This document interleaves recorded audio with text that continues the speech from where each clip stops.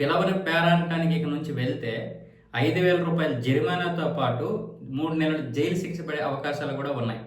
ఇది 144 సెక్షన్ కింద ఇప్పుడు ఈ కేసు అయితే బుక్ చేసే అవకాశాలు కనిపిస్తున్నాయి. దీనికి సంబంధించి మహబూబా నగర్లో ఒక ఫంక్షన్ హాల్ యజమాని ఒక పెద్ద బోర్డే పెట్టేశాడు. ఎవరైనా సరే ఆహ్వానం లేనటువంటి వారు లోపలికి వస్తే వాళ్ళ మీద యాక్షన్ తీసుకోబడుతుంది అని. ఎందుకు ఈ యొక్క నిర్ణయం తీసుకున్నాడంటే ఆ ఫంక్షన్ హాల్కి ఏదైనా ఫంక్షన్ జరిగినప్పుడు విపరీతంగా బయట నుంచి జనాలు వచ్చేస్తున్నారు.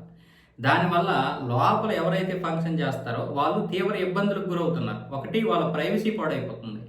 2, వాళ్ళ అంచనానికి భోజనాలు దొరకడం లేదు. అంటే వాళ్ళు ఒక 500 మంది వస్తారనో, 100 మంది వస్తారనో, 200 మంది వస్తారనో భోజనాలు ఏర్పాటు చేస్తారు. బయట నుంచి 50 నుంచి 100 మంది వచ్చేసారు అనుకోండి, మరి ఆహ్వానం ఉన్నటువంటి వారికి భోజనం పెట్టకపోతే బాగుంటుందా? వాళ్ళు అక్కడ మ్యారేజ్ అవుతుందో లేకపోతే ఇంకేదైనా రిసెప్షనో లేకపోతే ఇంకేదైనా సరే అది అయిన తర్వాత తిందాం అనుకుంటారు బంధువులు. కానీ వీళ్ళు ఏం చేస్తారు? బయట నుండి వచ్చినటువంటి వారు వచ్చింది దేనికోసం? తిండి కోసం కాబట్టి వెంటనే తినేయాలని చూస్తారు. ఇక్కడ తినేవాడిని నేను తప్పు పట్టడం లేదు. వాళ్ళు యాచకులు కావచ్చు, లేకపోతే పేదవారు కావచ్చు, లేకపోతే ఎవరైనా బ్యాచిలర్ స్టూడెంట్స్ కావచ్చు, ఇలాంటి వారు వెళ్తారు. ఇక్కడ ఎవరు కూడా డబ్బు ఉన్నటువంటి వారు, తిండికి గతి ఉన్నటువంటి వారు వెళ్ళలేరు.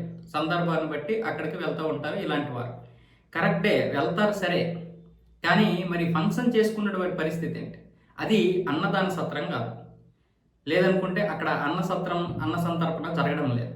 వాళ్ళు ఒక ఎస్టిమేషన్తో ఒక ఫంక్షన్ చేసుకుంటారు. సో ఇలాంటి వాళ్ళు వస్తున్నారని ఆ ఫంక్షన్ హాల్ని ఎవరు బుక్ చేయడం లేదు.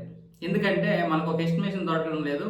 ఆ ఫంక్షన్ హాల్కి ప్రతి ఒక్కడు వచ్చేస్తుంటాడు, ఏ సెక్యూరిటీ ఉండదు అన్న విధంగా ఆ ఫంక్షన్ హాల్ని బుక్ చేయడం లేదని ఆ యజమాని ఇలాంటి నిర్ణయం తీసుకున్నాడు. లాయర్ని కలిసి దీనికి ఏదైనా సెక్షన్ ఏదైనా ఉందా అంటే 144 సెక్షన్ ఉందంట. ఈ విధంగా బయట వారు ఆహ్వానం లేకుండా వచ్చి తింటే లేదా ఏదైనా గడబిడి చేస్తే ఇలాంటి యాక్షన్ తీసుకోవచ్చు అన్న విధంగా ఉంది.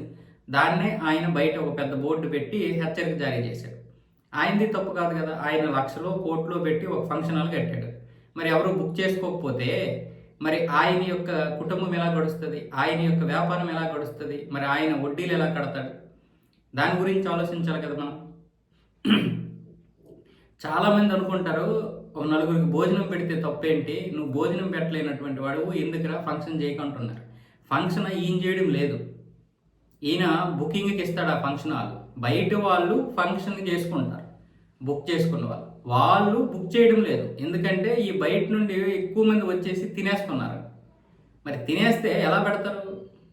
బయట నుండి ఇంతమంది వస్తారని మనకి ఏమైనా ఎస్టిమేషనా? కాదు కదా. మరి ఆయన వ్యాపారం కొనసాగాలి కదా. మనం ఆలోచించండి, అదే ఫంక్షన్ మనం చేసి బయటలో 100 మంది వచ్చి తినేస్తే మన బంధువులకు మనం పెట్టలేకపోతే ఆ బాధ ఎలా ఉంటుంది? కాబట్టి దీని గురించి చాలామంది తిట్టేస్తున్నారు, అతన్ని చాలా వరకు విమర్శించేస్తున్నారు. అలాంటివి ఏం చేయకండి. కొంచెం అటువైపు కూడా ఆలోచించండి. ప్రతిసారి మనము విమర్శలు చేసేస్తుంటే అది కరెక్ట్ కాదు.